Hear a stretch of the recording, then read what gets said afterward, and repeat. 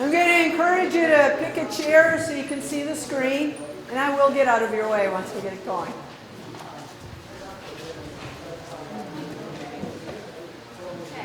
Good, how are you, Nate? Thanks for coming.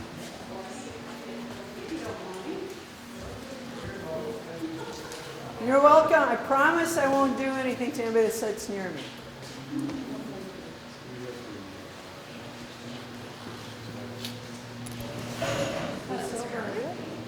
So my name is Donna Gaukler. I'm the Director of City of Missoula Parks and Recreation. I have a few folks I'd like to introduce you to in the room.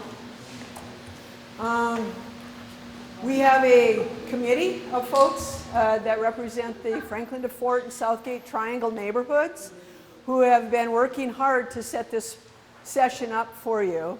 And so if you could just raise your hand, we have Kelly, Lloyd, Mark Foss, Brad May, we have Patricia Hogan, Andrea Dahl, who am I missing? We have Mike Halligan here with Montana Rail Link and Washington Corp. And we have some staff here with you today. Neil Miners, a Park and Trail Design and Development Manager for Parks and Rec. Annette Marchessault is a landscape architect with Missoula Redevelopment Agency. Todd Gass is a project manager and GIS expert with MRA. And where's Patrick? And Patrick McCannon is our most recent addition to the City Parks and Rec staff. He's also a landscape architect. And Travis Hoffman. Travis has been advising us all along on many projects with Summit Independent Living. So I want to thank everybody for being here. We have a big goal tonight, and you're going to have a lot of fun. Most importantly, if you need to use the restroom, feel free to get up at any time. Follow the breadcrumb signs a ways through the kids' room, and then please come back whenever you're ready. If you get lost, feel free to scream, we'll come find you. I also want to give a shout out to Sovereign Hope Church for letting us use the space at no cost at all. They've been great partners. We're going to go through some large group activity, then small group activity. We'll take a break and we'll have pizza delivered with grapes. We do have pretzels and water there just to hold you over because we need to make sure you got good brain power working because we want you to be creative. And after the pizza break, what we're going to do is we're going to give you the tools to become landscape architects to design the park of your dreams. And then we will take all those parks of your dreams and we'll give them to Patrick and Annette and Neil and ask them to take all your dreams and make it one really special one. And from there, what we'll be doing is figuring out how we can best phase that project into place. I'll repeat some of this at the end as a wrap-up, just so you know, but we will be bringing back your designs as one design with maybe a few options in the fall to get your feedback to make sure that we heard you well and that the park looks like what you thought it would look like. We've done this process multiple times throughout the community. So we're going to jump right into it so that we leave plenty of time for design, and I figure no harm if we let you out of here early. In the meantime, enjoy. Let's see here. Our agenda, a little bit about planning. What we're going to be creating is a master park plan. And what a master park plan does is it gives us a picture of pretty much what we think that park will look like after it's been built and we're playing in it and enjoying it. It doesn't give us the exact details of what will the irrigation system look like, exactly where every light post go, exactly what kind of swing set will be in there, or whatever it is you come up with. It's not that exact, but it's pretty darn close. Once we have a master park plan, what we do is we take to what's called design development and then construction documents, then bidding and construction. So you're at the master planning process. The other thing that's really important about planning is when Parks and Recreation and Missoula Redevelopment Agency does planning with citizens, we don't forget all the past planning work we've completed to date. So in other words, it's not the last person who yelled the loudest and happened to be at the room at the last minute that matters the most. It matters all the way through, and planning should always be a building process.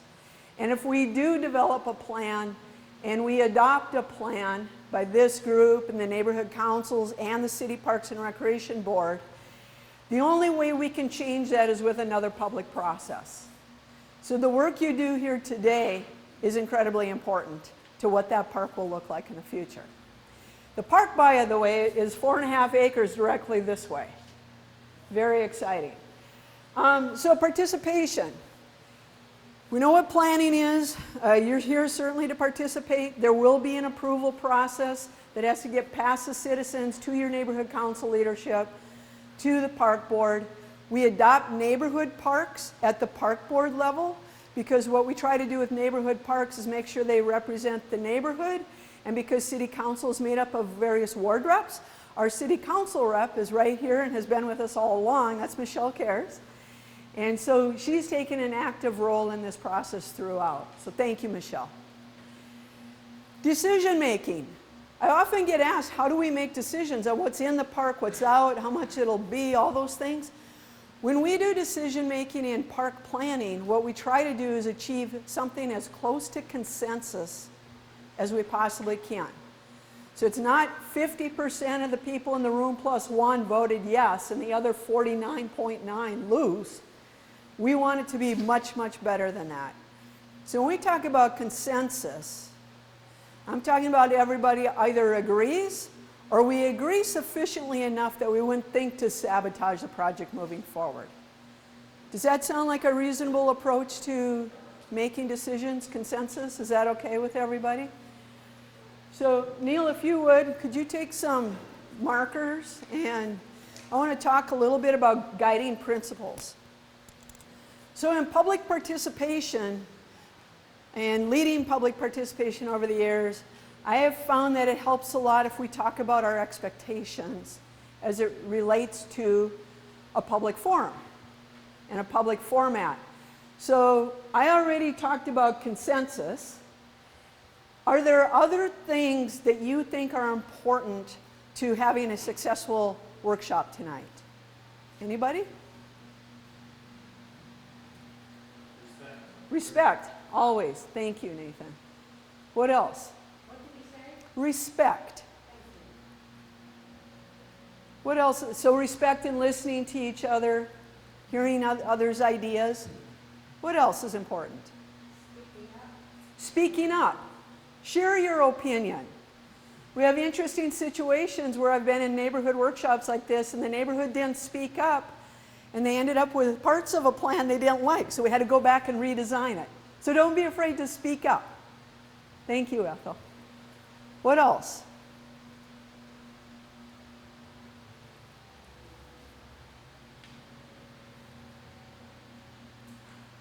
I'm going to throw one out there, and this is no ugly babies. Okay? And what that means is every idea has merit. And so tonight we're in a brainstorming kind of format. So I'm going to echo what Ethel said and what Nathan said. Throw out your ideas. The best ideas are when we have many, many ideas. Because the more ideas we can generate, the better the project. So if we can listen respectfully, treat each other respectfully, speak up, no ugly babies, and we think this is consensus, anything else? Okay, good enough for guiding principles? Everybody good with that? Wonderful. Okay, I'm going to move on to assumptions then. Feel free to raise your hand anytime if you have questions. So, the city of Missoula was able to acquire 12 acres in the heart of Missoula. Those 12 acres were owned by Washington Corp Montana Rail Link. And honestly, Montana Rail Link, Washington Corp, and City of Missoula have been talking for many, many years. And when I heard about Mayor Engen's effort with the leadership of Washington Corp and Montana Rail Link that these 12 acres that we're on today were going to become public, and that 4.5 of those acres would be a park, and close the last gap of the Bitterroot Trail between downtown Missoula and downtown Hamilton. I was ecstatic because I know it's been part of your plan in your neighborhood. It's been part of our community plans for active transportation and trails. This project that we're working on tonight, including the trail, has been in planning documents since at least 1992. And it comes up no matter if we're in neighborhood plans, community plans, trail plans, long-range transportation plans. It keeps coming up. And with the wonderful generosity of Montana Rail Link, it's going to happen. And it starts tonight. So not only did we get the 4.5 acres, but we are also able to put the entire trail within the Montana Rail Link railroad right-of-way. That does a couple of things for us. It means it'll be landscaped right up to the fence that goes along the park. It also means that the park is maximized. So all 4.5 acres is park. The trail's an additional. The other thing that I was completely ecstatic about is the Central Avenue connection. So at Central Avenue, and Patrick will show you this a little bit later, there will be a bicycle pedestrian crossing. So the people who live in the northern part of the Southgate Triangle and the people who live in Franklin to Fort, or the folks who are over in the Jefferson, all the way to the university to Porter School, can be connected now for bicyclists and pedestrians by crossing the railroad tracks. That's pretty darn exciting. And as part of all of that gift, we'll also be interpreting the history of Montana Rail Link, particularly as it relates to transportation. Obviously, railroads are big into transportation. That's what they do. And so are trails. And without our partnership with Montana Rail Link, we would be without several trails in our community. Most of the Bitterroot Trail, the Rattlesnake University connection, the connection through the Kim Williams, and a couple others. Northside Pedestrian Crossing and Northside Trail for a couple of big ones. So, Montana Rail Link Park. I'm going to turn this over really quickly to Annette, and they didn't know that they were going to be on a mic. I want to thank MCAT for being here tonight. So any of your friends or family members who didn't make it tonight can catch up. And you can have your own work session with them later. So the last thing I'm going to leave you with is a little bit about these connections. So one of the assumptions is that the trail will indeed be completed. We may start construction as early as later this summer or fall. That it will be inside the railroad right-of-way, that this entire 4.5 acres is park. This is Johnson Street. There's an existing sidewalk along this and off-street parking. There will be a diagonal crossing with loop indicators for cyclists, and this is the Central Avenue connection. Now when Annette and Patrick get into more of the details, and we'll give you maps later tonight so you can really study what that all looks like. But because those are the assumptions, one of the things we did is we created what I call a parking lot. So if you end up having questions that we can't answer tonight or are sort of off topic of the park, they're still really important questions, and we will get you answers back, but we want to use your time tonight to design the park. So if you have a pothole in your neighborhood and it's over on Kemp Street, feel free to give us the address and we'll write it on there and get that to the streets department. So that's what I mean by parking lot. Or if we missed mowing somewhere in a park or along the trail, let us know. We'll write it on the parking lot and we'll get that to Parks Operations. So anything that's not about designing the park. The other thing is not only will MCAT be documenting what we're doing this evening, but we will record all of your work And we will have that archived and available for you for however long you want to view it. So, Annette? Is not going to be a road crossing. Correct. Only a pedestrian and bike crossing. Exactly correct. Should we shut that fan off entirely until we're done speaking, or is it okay for everybody? Can you hear me all right? Hey, Annette, you're up. Did you bring a pocket? I do not have a pocket. Yes. The 12 acres you mentioned for the site they acquired and the 4 acres, is that site and park? What's the Yeah. So Annette will explain a little bit to you the whole site in context. Ready, Annette? I'm ready. Okay. Okay, thank you, Donna. So I'm just going to talk a little bit about where this park site fits into the greater neighborhood and the greater Missoula community.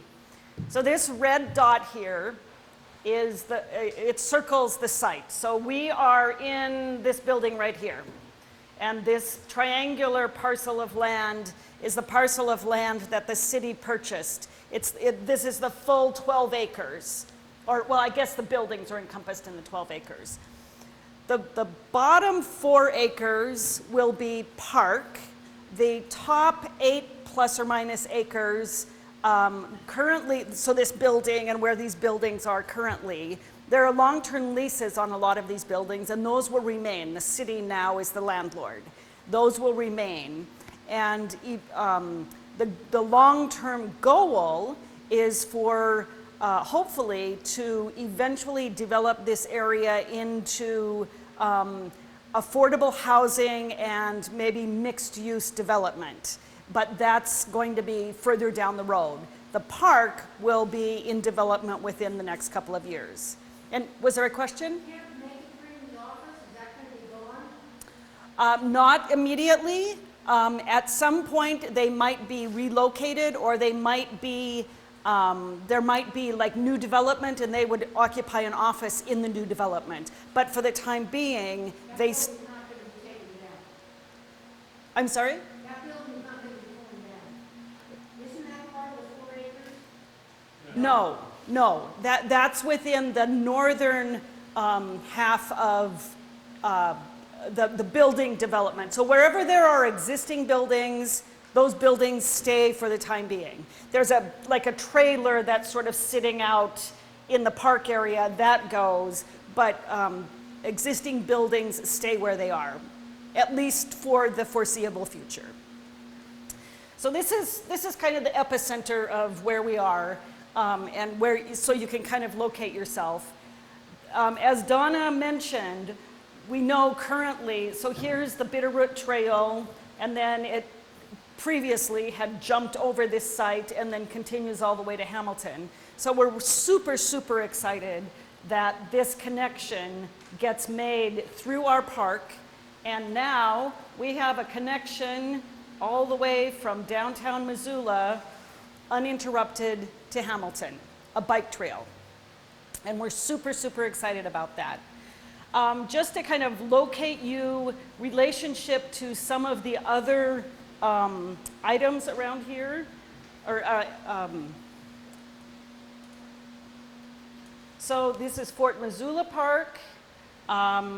We've got our, Patrick, can I borrow your, I'm being this close, I can't read all of the labels.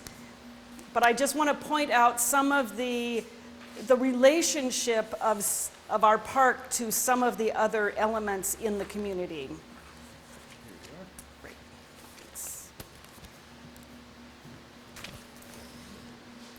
Okay, so we've got Meadow Hill School down here. We've got Russell Elementary right over here. We've got Lewis and Clark School over here. Washington Middle School, Sentinel High School. The U of M, of course, is over here. St. Joseph Elementary over here. Here's our Bitterroot Trail, of course. Franklin Elementary, this is your neighborhood school. Porter Middle School. Big Sky High School, of course, Fort Missoula Regional Park. This is the Milwaukee Trail going along here, and the Riverfront Trail on the other side of the river, and then downtown Missoula. So you can see how we're starting to get connections. And then Donna mentioned the Central Avenue. This is not in place yet, but this is envisioned.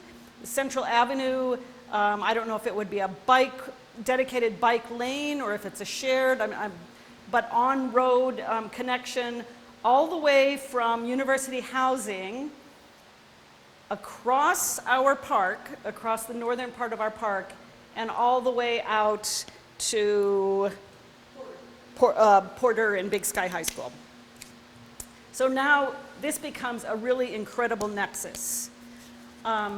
This is just zooming in a little bit closer, and here we are, here's our park, and we're in this building right here. So this is the northern end of the site where these buildings will remain. This graphic we wanted to show you, which a lot of you who live in the Franklin to the Fort neighborhood know this, but we wanted to graphically show you relationship of your neighborhood to parks and the real need for another park in your neighborhood. So here's Franklin Park up here, and here's Playfair Park down here, Boyd Park over here. This, of course, is the mall. And McLeod Park over here. What's this little guy? Jefferson Elementary School. Yeah, right here where there's some playground space. So you can see, especially in the Franklin to the Fort neighborhood, there's a real need for park space. So again, we're just super excited to be able to fit this park into the neighborhood. So I'm going to turn this over. One thing that I did want to just mention in relationship to park development, and it's not directly related to what we're doing, but it all sort of meshes together. Some of you may be aware that the city of Missoula received a grant from the Robert Wood Johnson Foundation. It was a coalition of the City County Health Department, Development Services in the city, NeighborWorks, Providence St. Patrick Hospital, and United Way. They all created a coalition, applied for a grant from the Robert Wood Johnson Foundation, received $60,000 to study conditions in 3 of the lowest income neighborhoods in the city of Missoula that have led to higher than normal rates of asthma, obesity, and mental health conditions. And Franklin to the Fort is one of the 3 neighborhoods that they're taking a look at. And they're looking at things like access to active transportation, lack of trails, lack of green space, lack of parks, a lot of infrastructure and amenities in neighborhoods that might be lacking, but that if we're in place, could substantially contribute to greater health and well-being of those neighborhoods. And so that initiative meshes with what we're doing, and this new park absolutely plays right into that. That initiative also, some of that funding will be useful to installing sidewalks and green space, planting trees within the neighborhood. So I just wanted to mention how those our initiatives to build this new park fit hand in glove with other initiatives in the city. So I'm going to turn it over to Patrick and let him go through a little bit more specifics about the park itself. Thank you.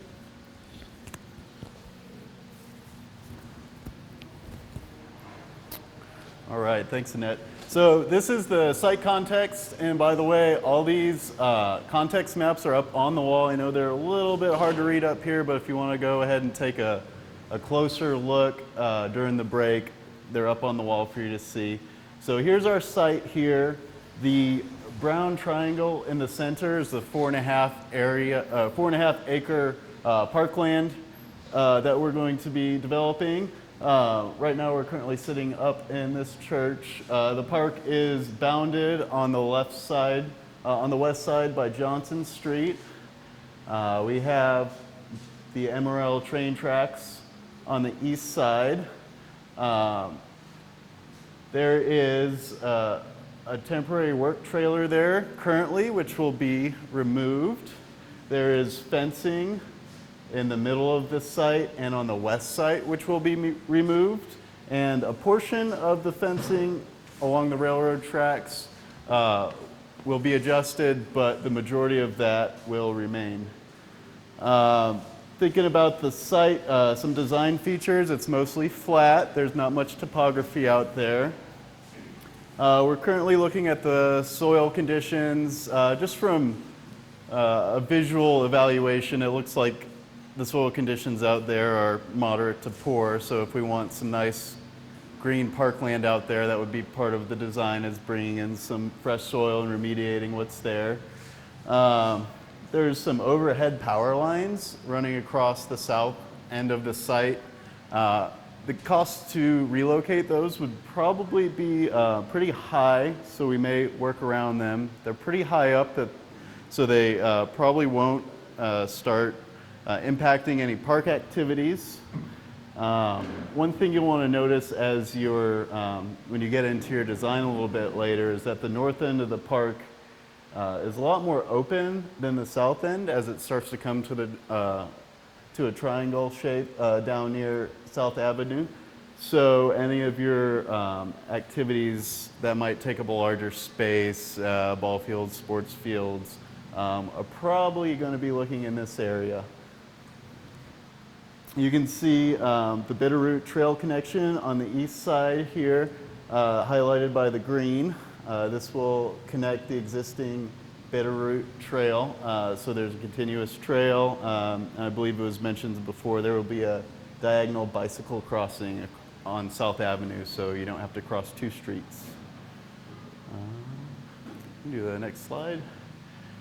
So the next couple slides are just pictures of what the site looks like now. I'd encourage everyone to go ahead and take a look outside when they get a chance. It's right down the street. So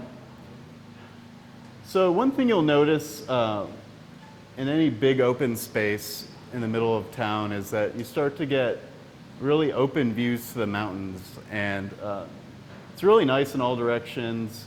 So I think this is something that we'll want to keep in mind when we're designing, is to preserve some of these nice mountain views. So this is the view to the east, looking towards the train tracks. You can see some of the fence in the background. You can go ahead. South, this is part of the fence that will remain. This is looking south towards Southgate Mall.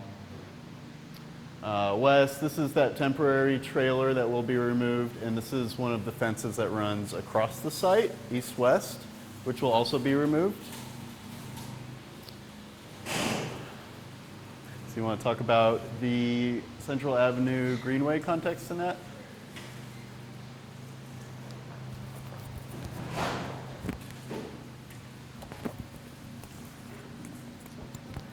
So we've talked a little bit about the Central Avenue Greenway, but now we're going to zoom in just a little bit so you can get a real understanding of how much of a connection that this park and this trail system will make. So if we start with University Housing over here on the east, Central Avenue, it crosses Higgins, where there's a bike lane down Higgins. It then crosses Bancroft, where there's a bike lane down Bancroft. And here's Washington School right here. Here's Sentinel High School, so we've got bicycle access. It crosses Stevens, where we have a bicycle lane on Stevens. It crosses Russell, where we have, I think this is a shared bike access. Here's the county fairgrounds right down here, so now we've got connection through there. And then it'll either jump down and connect over here, or maybe go across. This is our site right here. So once we get across the railroad and across our site, then it continues, this greenway would continue along Central Avenue, give us access to Porter School, Big Sky High School, Fort Missoula Regional Park. So suddenly we've got this really wonderful interconnected network that we're hanging off of our park and this Central Avenue Greenway. Is that going to share the pedestrian crossing on reserves? Plan to share that light? I don't know if all the details on that have been worked out yet.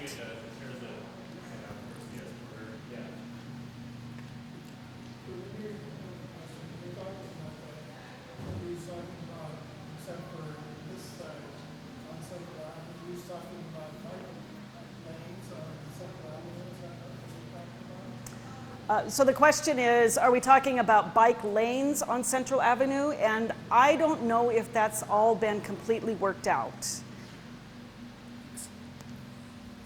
So Central Avenue will be a greenway, and so it's shared, bicycles, pedestrians, and vehicles, very slow-moving vehicles. Greenways are meant to be very slow traffic, and the main treatments would be to the intersections to make them favorable for the cyclist and the walker over the driver. I'm sorry, we arrived a little late. I didn't know this was this, but we are on West Central. We are actually the last house, the dead ends over there. So is there just going to be bicycles and pedestrians being able to walk over the tracks on that side? Just bikes and peds. Okay. Yep, so you'll, I already dreamt about this a month ago. all right, that's great. And we'll, When I heard about it in the paper, I was like, oh my God, what's going to happen? so we talked about the number of plans that this project addresses, and when you work with community members for years, I've been working with the city of Missoula since 1991, you get really excited when plans are finally realized. And these are just some of those plans. We'll be making this PowerPoint presentation available to you online. Annette already mentioned the equity health study. So now we're going to get into some small group work. So now you become the designers. And what we want to do is listen. My job is going to be asking you questions and timing our sessions so we get you out of here on time and so that we're ready when the pizza gets delivered to eat it. Okay? Important stuff. I want to do this first question as a larger group, and then I'm going to break us up into smaller groups. Because I find in a smaller group, when you're facing each other, we have a lot better conversations. So when you think of this area, and when I'm describing the area, imagine yourself standing somewhere on the sidewalk on Johnson Street, right over here, or in the middle of that park, and think in a broader, what is unique? What do you value about this part of town? What's the first thing that comes to your mind? You can get anywhere in the city, walking, biking, or public transportation. You don't have to drive anywhere. Awesome. You don't have to drive anywhere. Everything in this town is accessible because I'm here. That's perfect. Thank you. What else do you value about this space, this area? I value that I can afford my home. It's an affordable place to live in Missoula, which isn't easy to come by. That's incredibly important. So we want to be careful when we do park design that it stays that way, right? What else? It's a good place for people from out of town to stop. I don't know if you realize, but women go shopping at the mall. What do the men do? The kids they take them elsewhere. Great idea. Yeah, excellent. So it's a wonderful place when people are shopping, for tourists going through town, to have a little bit of relief, right? From the intensity of marketing and shopping and all that. We can come here and play with the kids. What else?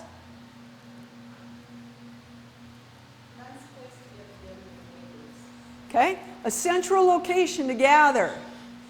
The whole idea, I think Annette did a great job of showing us how central this place is to the greater community. What else? What else is unique about this part of Franklin to Fort, Upper Southgate Triangle? I like it's still there, it's not built on, they could have, 1,000 feet. Thanks, Ed. How amazing that in the middle of town we have these 4.5 acres that we can create a beautiful vision for people forever. Okay? Anything else that comes to mind? Please. It's kind of like the first non-commercial area along that bike path in Hamilton. It's like a real Missoula space as we headed towards downtown. Nice. So it's the first non-commercials. I'm traveling from Hamilton north along that pathway that says, hey, welcome to the rest of Missoula, the non-shopping part, industrial. Welcome to Missoula and some of the things we all love about Missoula, some of the green and the parks and the trails, right? Anything else? Just in terms of more of a neighborhood context, there's not a lot of green space in the Franklin to Fort neighborhood, so I think it's super important for local residents and children to have that place to play. Right. Thanks, Nathan. So Franklin to Fort is one of the, had one of the lowest levels of service per capita in parkland.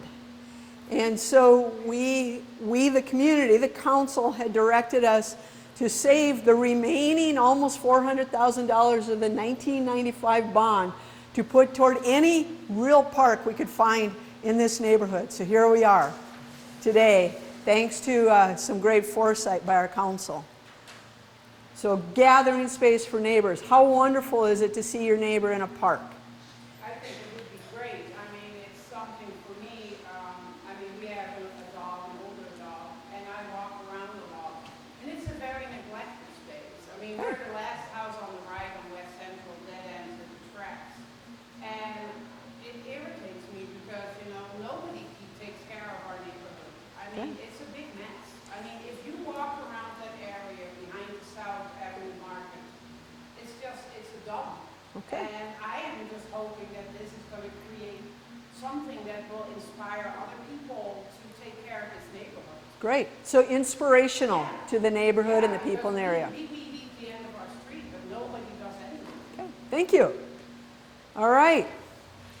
So what I'm going to ask you to do next is, let's see, I want to count. 1, 2, 3, 4, 5, 6, 7. I should have done this before. You don't have to go, do you? So we have about 27 people in the room. Might have counted some staff. What I would like you to do, if you would, is get in groups, at least 4 in your group, but no more than 6. And I have a second favor to ask. Please sit with somebody you do not live with. Because then you get more to say, right? Because otherwise all your opinions are coming into one group. And challenge yourself to sit with somebody you've not met before. Okay? So we have 6 tables. I'm going to give us 5 minutes to run to the bathroom, get some water and pretzels, and be at a table with 4 to 6 people, hopefully that you don't know. Okay?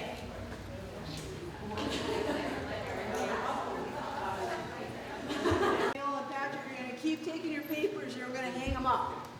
And all the answers will be together. And then all the words that describe the space will be together. And then all the questions will be together. Then we're going to go through, I'll ask you if we missed anything important. Okay? From there, we're going to be giving you dots to help score the relative importance of things. And hopefully we're going to do all this before we eat pizza. So we're going to go quickly. Lisa? Interests. So it's in the interest of the entire community to have park features that are accessible to all.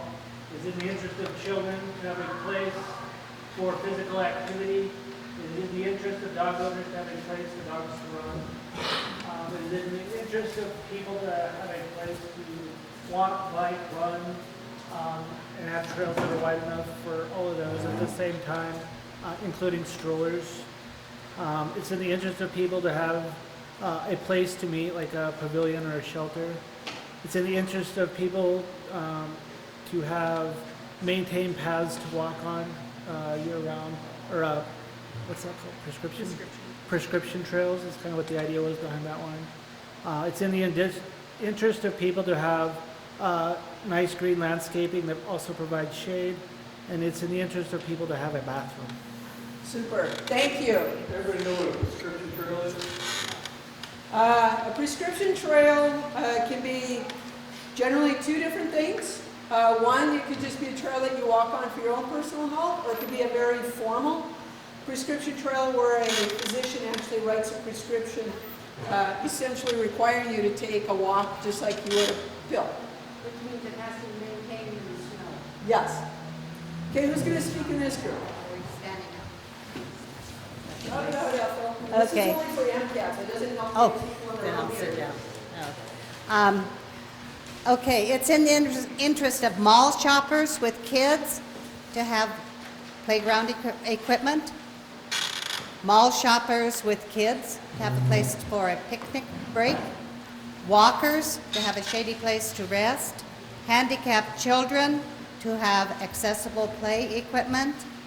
All ages for game spaces like horseshoes, and sports like volleyball or badminton, basketball, ones that are not large fields.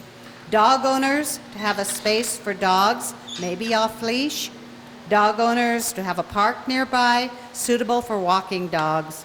Everyone to have doggy pickup poop bags. Thank you, Ethel. Thanks, Tina. All right, who's speaking over here? You are Lois? Okay, and again, shout it out. That's for MCAT, and the rest of the folks in here need to do over the fan. Okay, interest of kids, they need a safe place to play. Adjoining neighbors need a lack of intrusion. Dogs need a nice path, maybe a water feature. Everyone needs a place to sit down sometime. The community needs a respite from the noise and commotion of that area.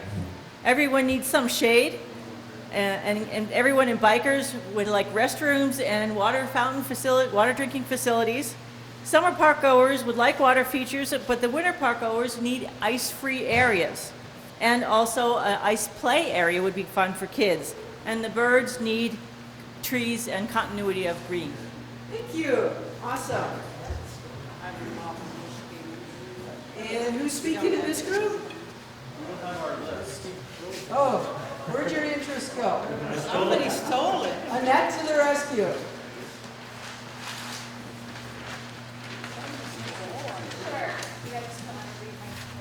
So I'll let you hold that. That's for MCAT. Otherwise, shout out to the rest of us.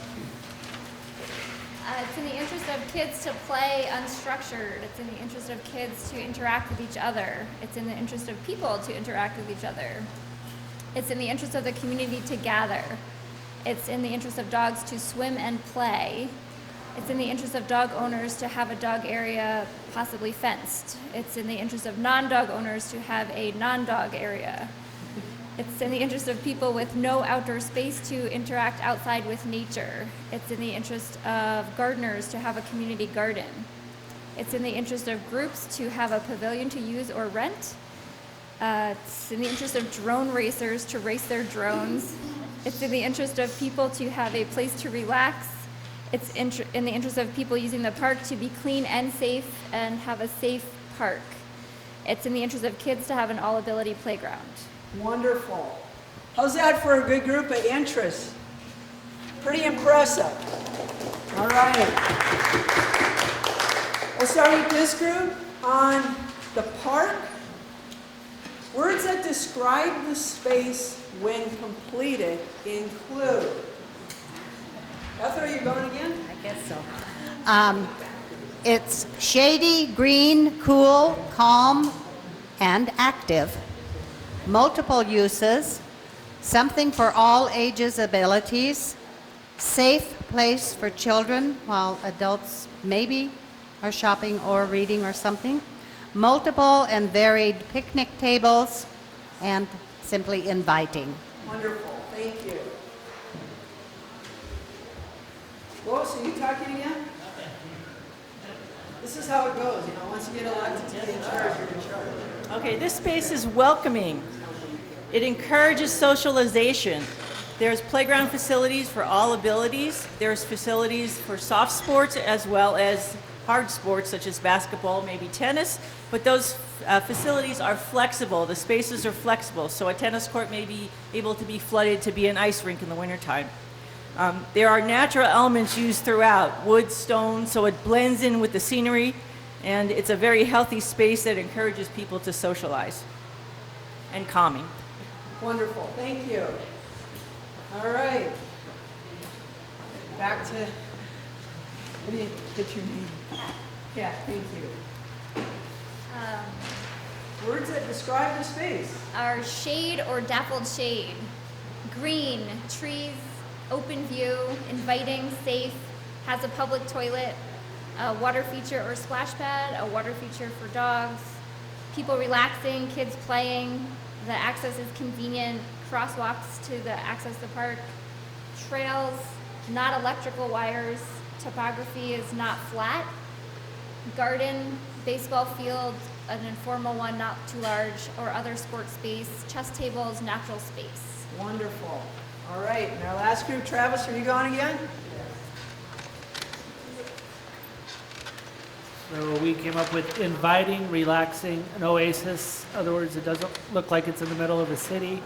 Proud, clean, accessible to all, inclusive. A diversity of activities, friendly for all users. Open, beautiful, usable year-round, and safe, light.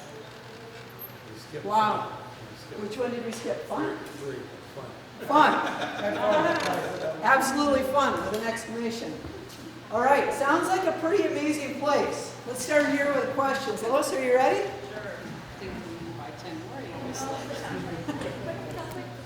Okay, what's the timeline? When will this project begin and end? What will be the impacts to local neighbors? Is there a communication plan for local neighbors and community residents so we're updated on the progress? How do we know what we can design and what we can get when we really don't know what the budget is? We don't know how much money we're dealing with. Where will be parking for people that are not walking or busing or biking there? Will there be bike racks there? Will the soil be tested for contamination? And has there been any evaluation of specific nearby amenities and identical facilities that may duplicate what we're planning? Thank you. Good list. Kat, are you still on? Sure.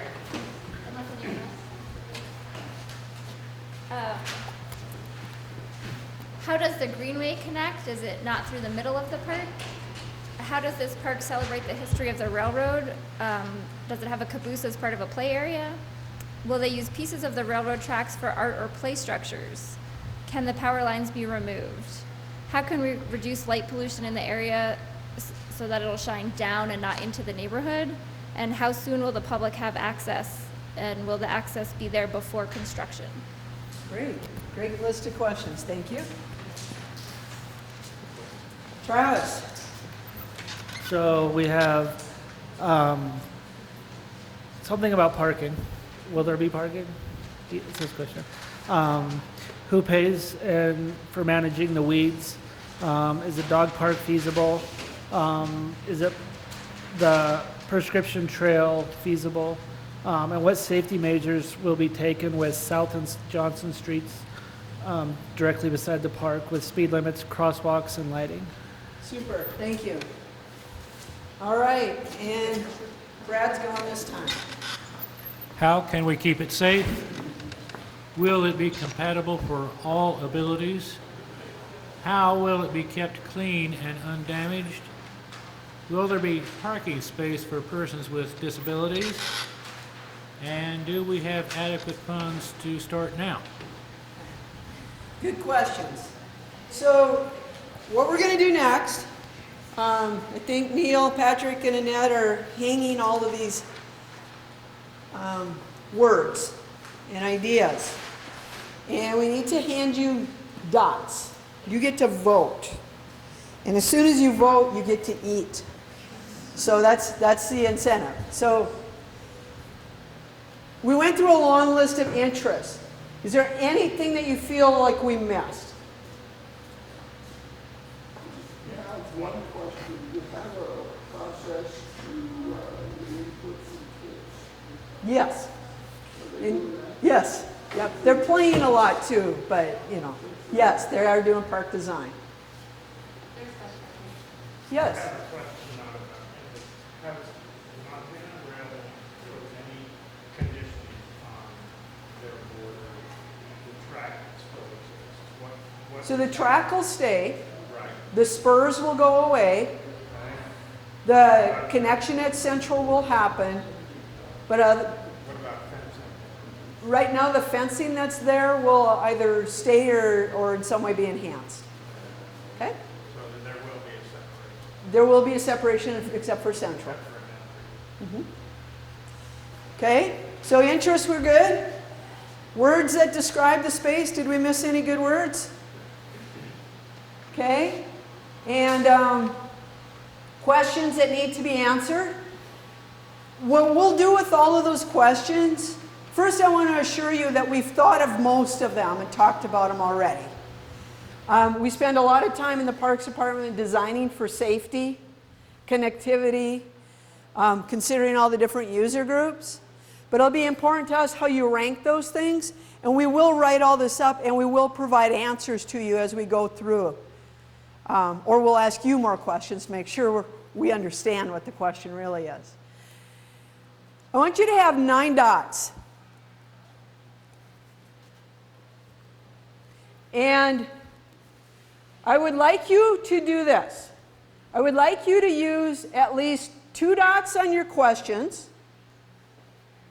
that need to be answered, anybody's questions. I want you to use 2 dots on interests.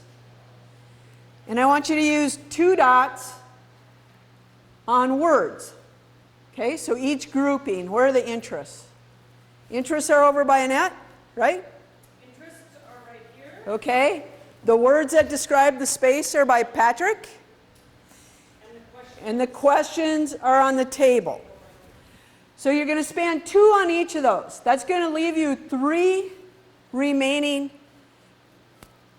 dots that you can spend anywhere you want. Okay? So they're like wild cards. And so what I would like you to do is make sure that we gave you 9 dots. I want you to go ahead and spend your dots. And then we're going to have the pizza and the beverages and the grapes ready. And when you're done voting, we're going to huddle up as staff so that we can show you which ones had the most votes when you come back. Okay? So we will be taking, let's plan to be back in here at 7:15. And you can keep eating as we work. All right? So spend your dots, have some pizza. Nope. Yes. I remembered what ones you had, David. Everyone. So I'm going to point out some of the highlights that we're seeing develop. There's some theming that's happening here. And Neil's been writing those on the board. As soon as Patrick gets done helping people with food, thank you, Patrick, Annette, Patrick, and Neil are going to start laying out your tools to do park design. Okay? So let's go through some of the themes. There were a few items that came up over and over and over, whether it was as an interest, a question, or a word that describes the space. And they were accessible, shade and trees and plants, native or otherwise, over and over and over.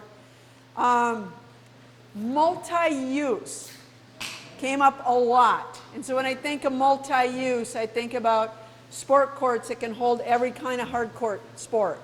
Green space where you can play lawn games or sports or read a book or whatever. So multi-use came up a lot. As far as sort of focused interests, they were pretty much spread out, although I saw a lot of comments about trails, having wide multi-use trails that can also be used for prescription. The other thing I saw quite a bit of was interest in dog parks or places for dogs. And that'll be for you to decide. I want to touch on some of these.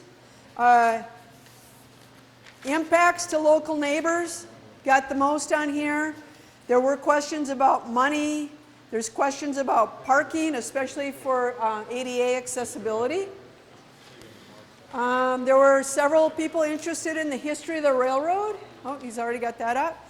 And making sure we prevent light pollution was really important.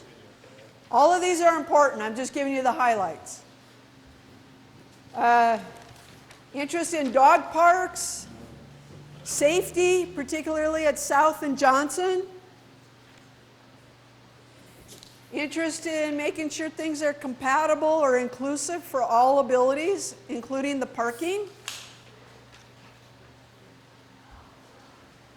People wanted a place to rest, sit down, get under a shade tree.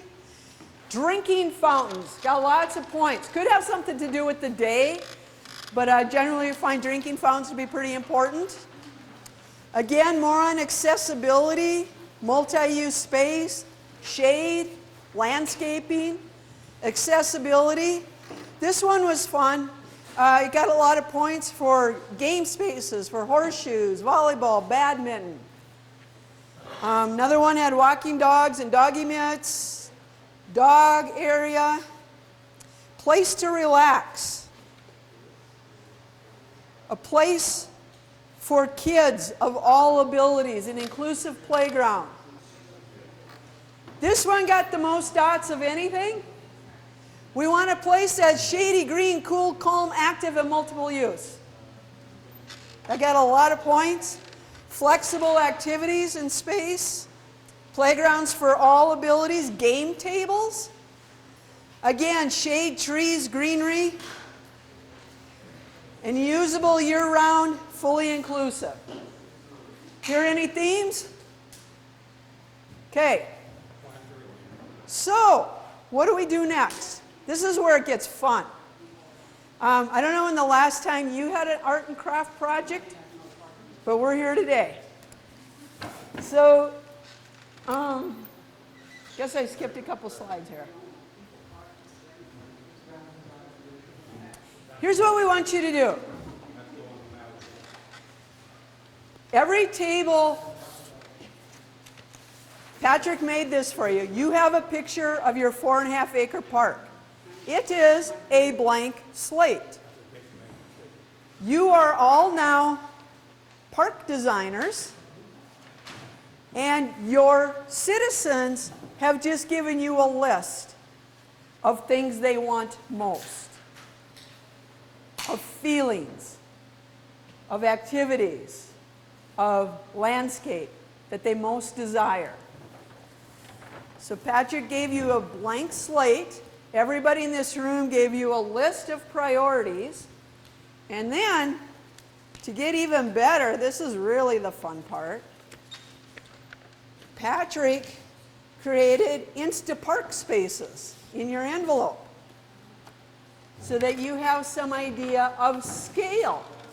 So here's the cool thing. Could you imagine buying a house and you have a living room that's 20 by 30 and you sent 6 different people out to shop for the furniture? Could you imagine what your living room would look like?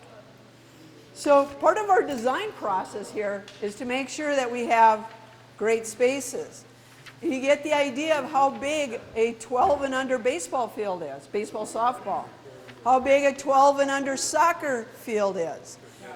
Generally, we play neighborhood kid sports in neighborhood parks, and then they play their competition where you have to drive to in the big parks, like Fort Missoula and Playfair. This is 1 acre of an open passive space. You have different sizes, and then you've got every kind of little park amenity, including community gardens you can imagine. And he gave you an idea of different sizes of trees and trail widths right on your key. You get about 30 minutes to design this park. And then what we want you to do is to present your design and explain how you met the priorities of your citizens in your design. Sound like fun? You can cut, you can draw, you can paste, glue, whatever suits you.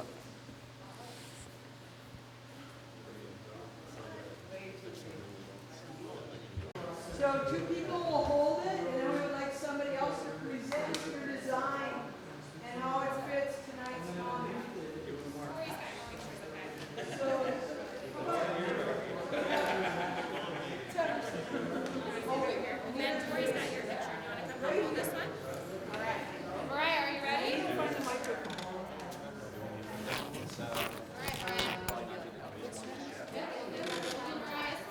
Ben, Tori's got your picture, okay? Right here. Come here, Mariah. Can I put a microphone on you? You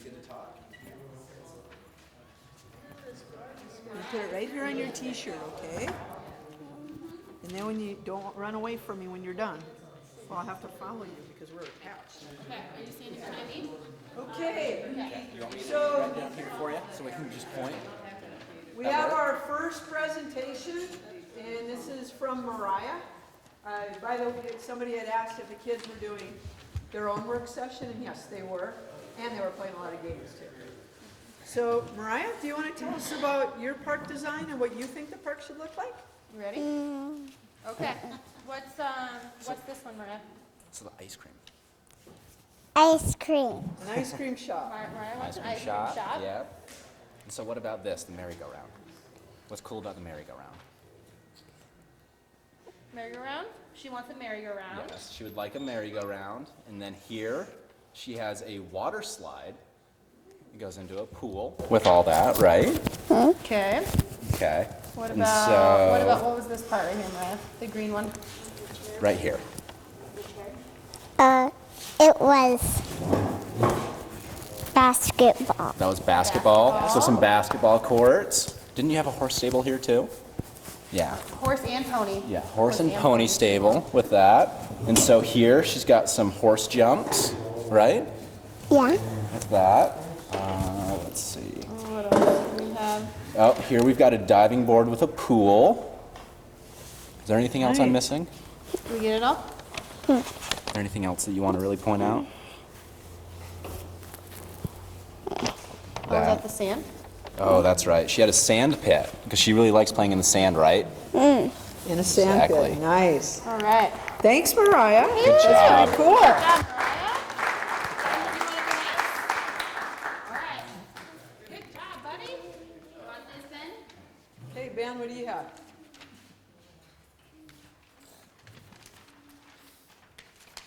Ben likes basketball, Ah, and you like some swings, right? Yep. those are the best, aren't they? Did you say Did you want baseball too? Baseball. And climbing. Yes. Absolutely. You like the climbing wall. Thanks, Ben. Good job. And then there was a group design. Oh, okay. Carter, you got the group design. Yep. You want to hold it? Can you hold this while you talk? Here, I'll hold it. Describe it, Carter. Any microphone? Yeah. That's on your shirt. All Here you go, right. Gretchen. You can stand over. All right. Talk into Okay, it, Carter. Carter, tell us what you did. We put stuff on it. What kind of stuff did we put in it? Okay, so we put the playground right next to basketball court because we felt like it.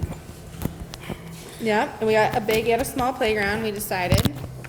What else? We put the pickleball. We put the Oh, go ahead. We put the pickleball on top of the tennis court Yep. so we could save some space. Yep. We liked the everyone liked the community garden. And we thought the multi-use soccer field would be good. Lawn games, yeah. Yeah. And lawn games too. Are we missing anything? Oh, we got The- bathrooms. The pavilion. Yep, a big and a small one. Anything else you want to add, bud? I don't think there is any. Okay. Nice Cool. job. Thank you very much. Thanks, Carter. All right. So, Patricia, is your group ready? Yep. Okay, let's have 2 people on.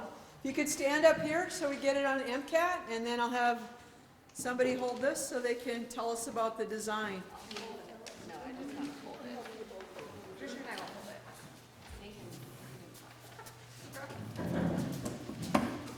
Nathan, are you speaking? Here you go. Got it? So one of the If people want to see, let's move this forward. Underneath the keyboard? There we go. How's that? Can everybody see better now? One of the most important things that everyone wanted was a dog park. And we thought that this area down here in the corner was probably the best spot for that, given that there's power lines over the head. It's a very busy intersection. It's not a place that people are going to be hanging out as much, relaxing. So it also needs to be fenced. Another important aspect was shade. So we have a lot of shade trees all throughout the park, kind of surrounding all the different areas.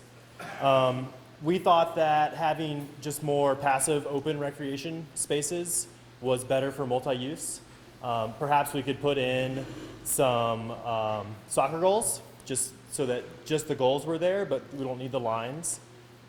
And then when there's not a soccer game going on, you could use it for a whole host of other activities. For a community garden, we thought this corner would be a good spot. And we talked about Corso, the apartment building, has a community garden with the trail going right around it. It was kind of a neat element. It was always nice when you're riding your bike to be able to look at the gardens. Plus it's out of the way, leaving the rest of the park open. Large playground space, potentially some kind of a splash pad or some sort of a water feature. This was placed here thinking that it was nice to have space all the way around it for adults and parents to hang out and see it. We have a pavilion for 40 people. We put the restrooms over here thinking that being in the corner, although it's a little bit further away from some of the other spots, it was a good access point for the trail crossing, and thinking that this is the first public free restroom that you would get to if you were riding your bike from Lolo or from Hamilton. And then the lawn game area, we put it over here thinking that the neighborhood would see people being active in the lawn games, and that might draw people into the park. And yeah, and so then we also wanted to have some picnic tables and a chess table.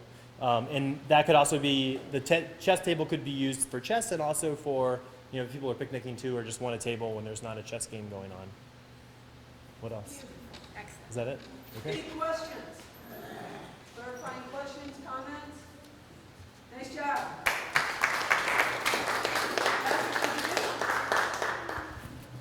Are you shooting them, or are you going to get them later? Get them later. All right. How about this group? Are you ready to go? Andrea, are you presenting? Or is Brad? Brad's presenting. And Debbie and Andrea are holding. Here you go, Brad. Thank you.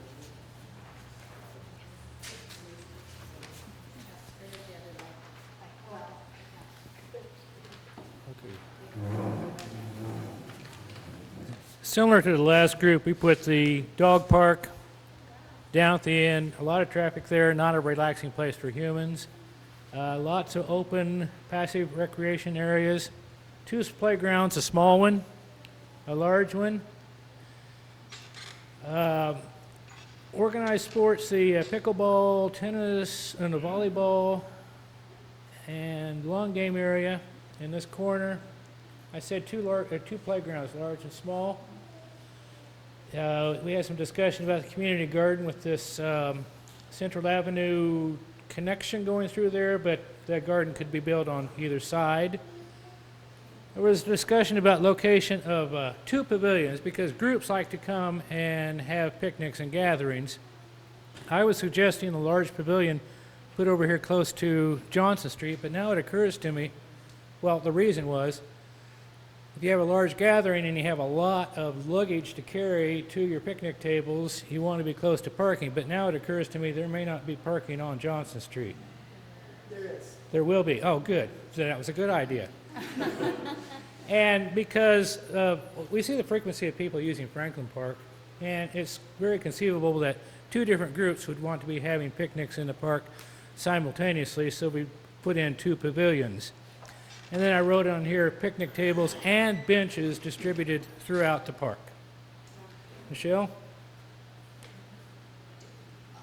Are there trees up there? What? Trees? All over the place. I hope. I wanted to be clear that you guys didn't want no trees. Lots of trees. Lots of trees, lots of shade. There was like a drawing, you could draw them in. Oh, well, You can just write a note, lots of trees. Lots of trees while we all did that vacation. Okay, any other questions for Brad and his group? Hey, Okay. nice job, thank you.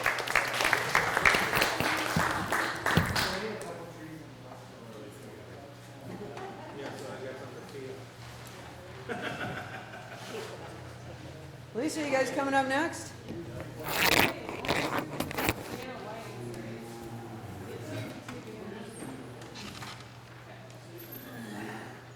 Who's speaking? Lisa speaking. Kelly and Mark are hosting. Thank you. So we had some similar concepts to other groups. We put the dog park down by South and Johnson to act as sort of a perimeter and safeguard for children for crossing the street and not wandering too far over there. We actually made our own, well, we wanted to keep this big open green space kind of like fluid throughout, so that we kind of put everything around the perimeter and then made this the heart of the park.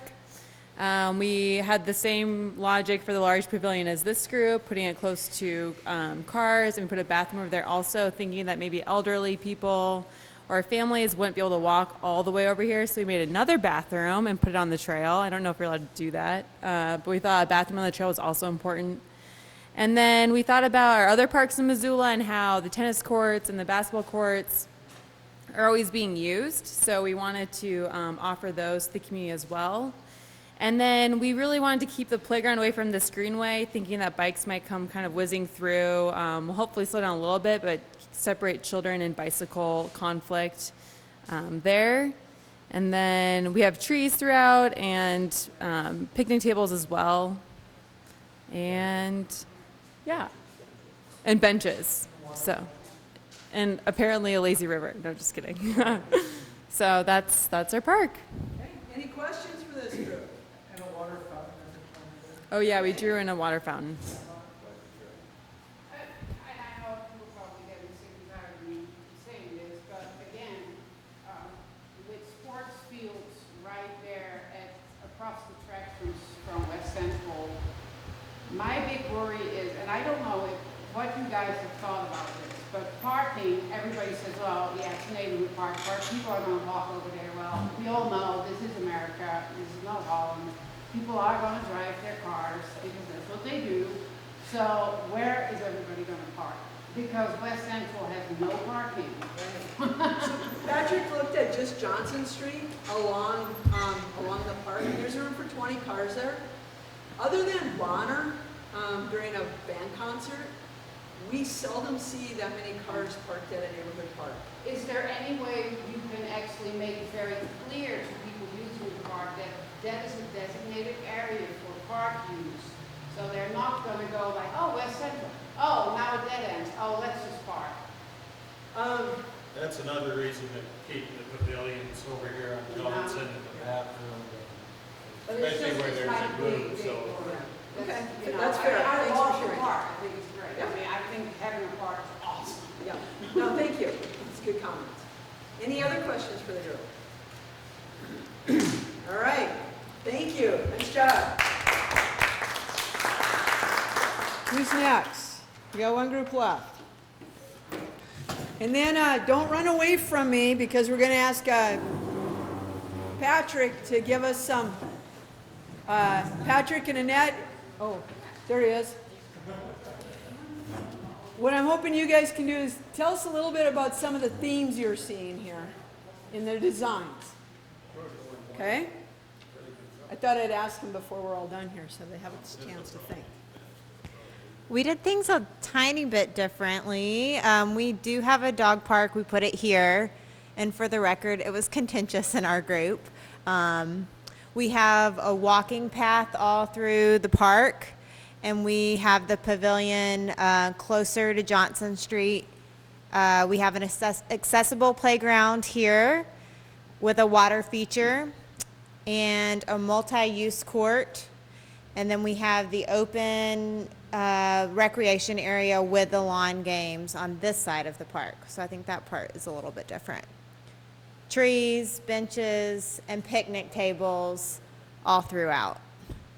Yeah, the thought was maybe the trees would be a sound break from some of the noise from Johnson and South. So we sort of made a little woods out of that area. And we thought a pavilion here would be helpful if people were walking from the park and needed a shady break.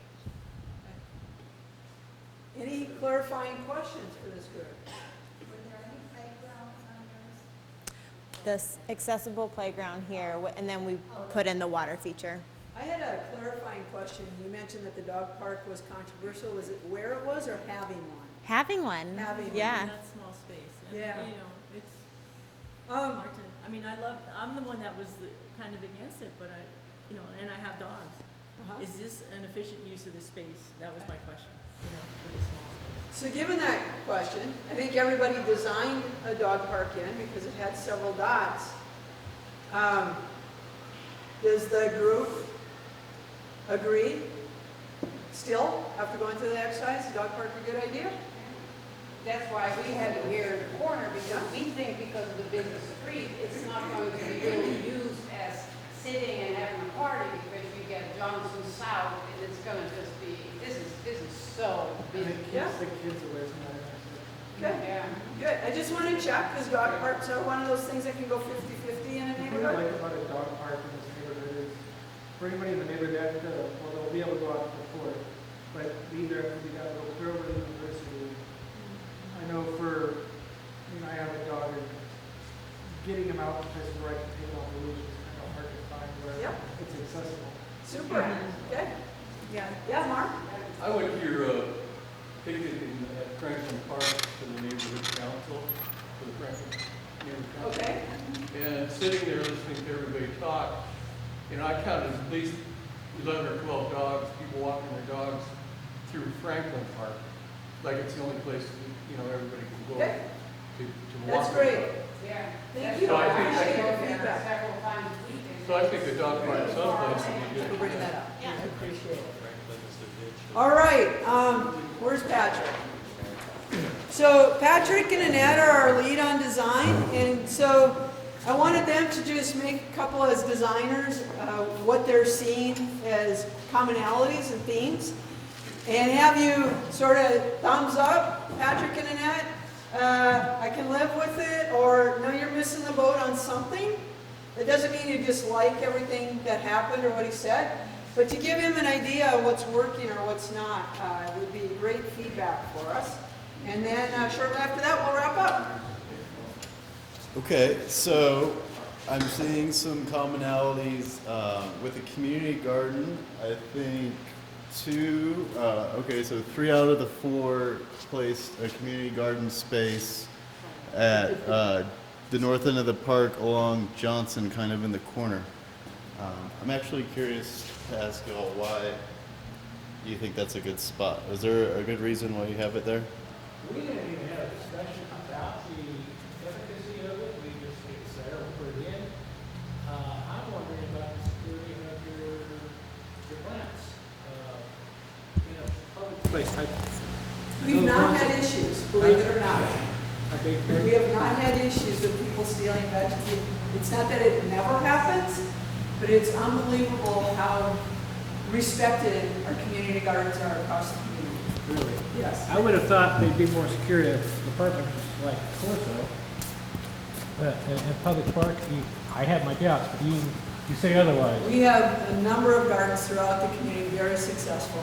It's unbelievable. Whether or not there's a desire for the community garden in particular, that the spaces could be for natural plants or whatever, could be used that way.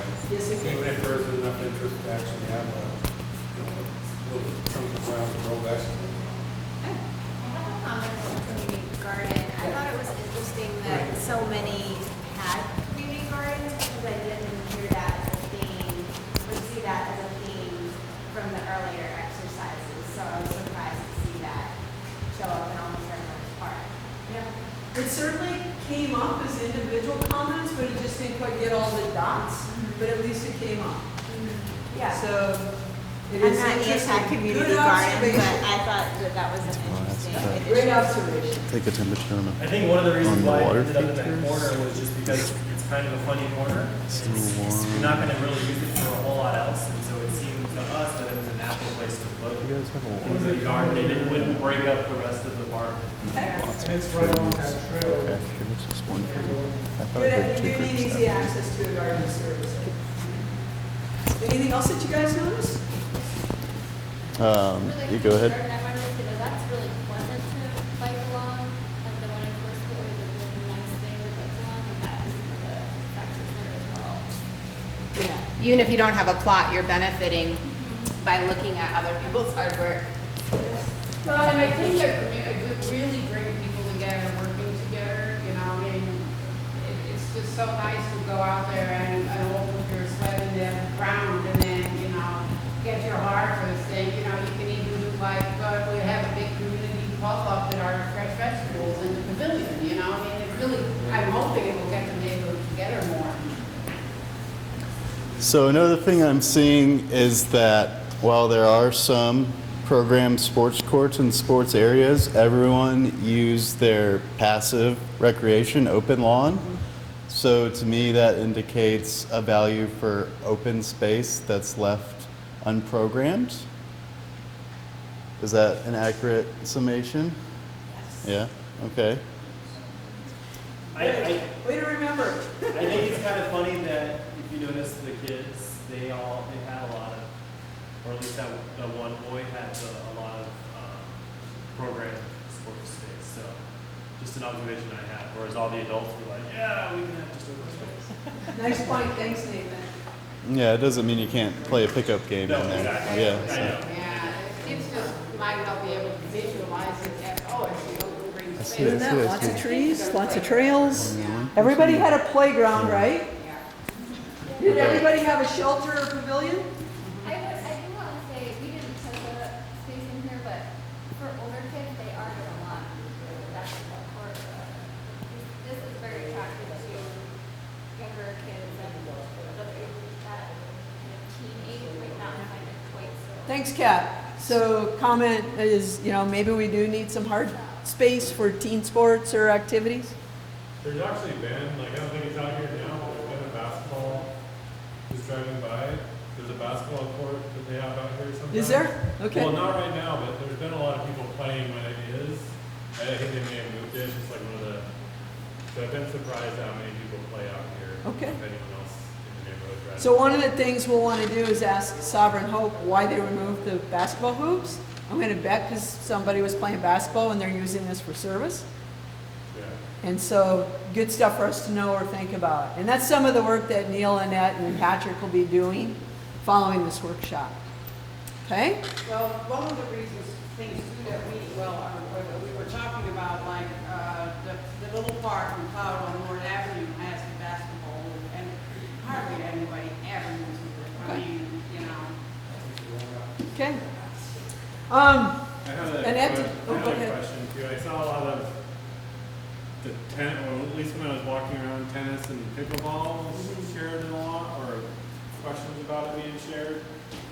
And I saw it pop up in some. But a lot of people have questions about what pickleball is. Is that, I mean, a lot of times we do that multi-use sport court where we could use a basketball. I think I talked to a group about basketball and pickleball, or tennis and pickleball. Those are kind of complementary, shared, easy to share. Is that something, I saw that on a couple, that some of the people wanted, or? How many pickleball courts what?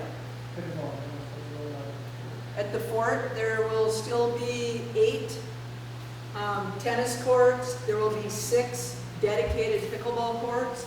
And then we will paint 2 more pickleball courts on each of the 8 tennis courts for 16 more, so 22.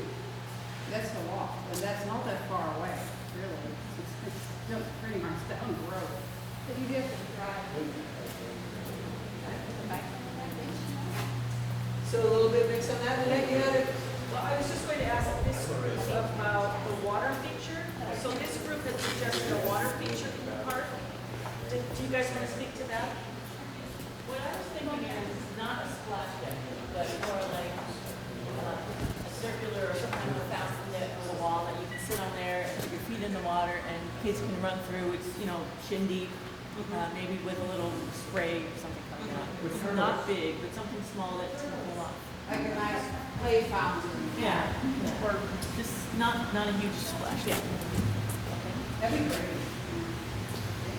I have a question about, so this would be like a ballpark or whatever. Hard bottom, like the Lines, lines hanging out yeah. and whatever equipment you need, would it be run?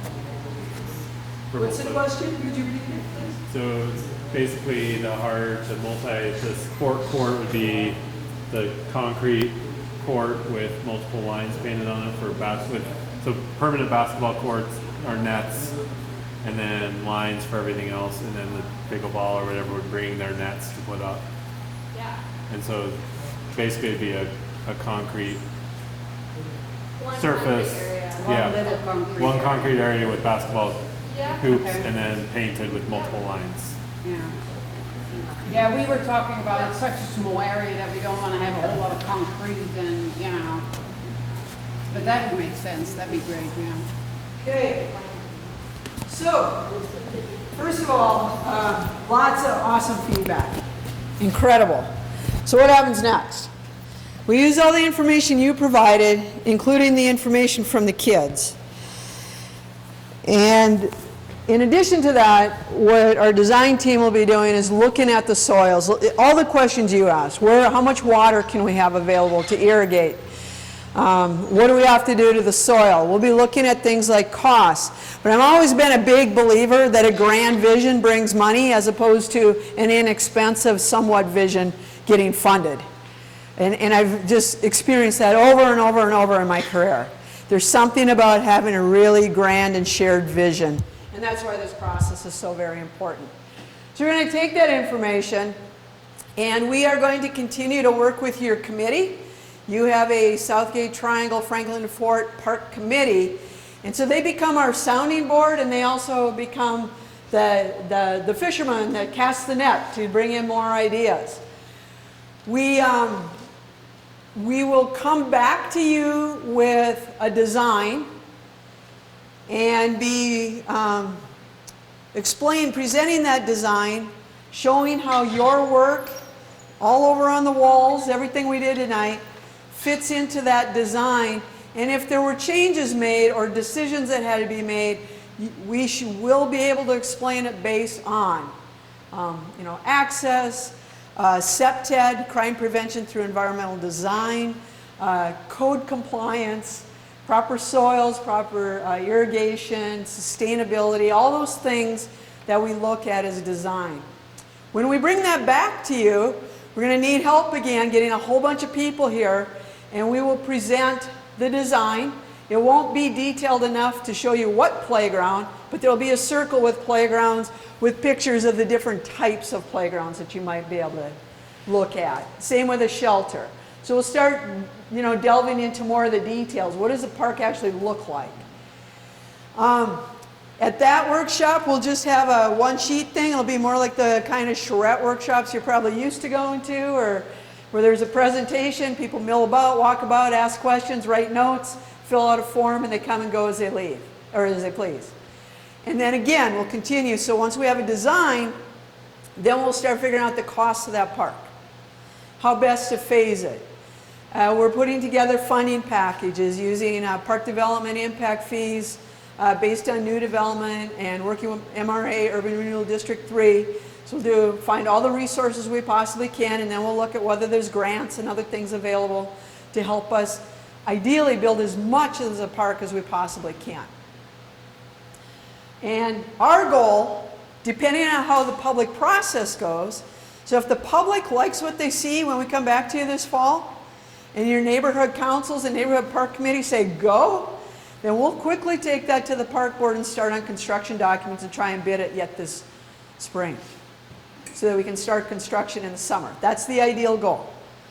And it all depends on process, because I've learned over the years that you don't start on something that people don't like. That doesn't work. I think I kind of went through that. Design. And again, you just spent, gosh, 3.5 hours of your incredibly valuable time with us, and your park committee has done this 3 additional times. And we can't thank you enough. This is your park. We're going to do everything we can to meet all of your goals, or at least most of them. And feel free to look at the maps and stuff, ask us questions, grab some more pizza, another water. The grapes are awesome, and thank you. Give yourself an applause.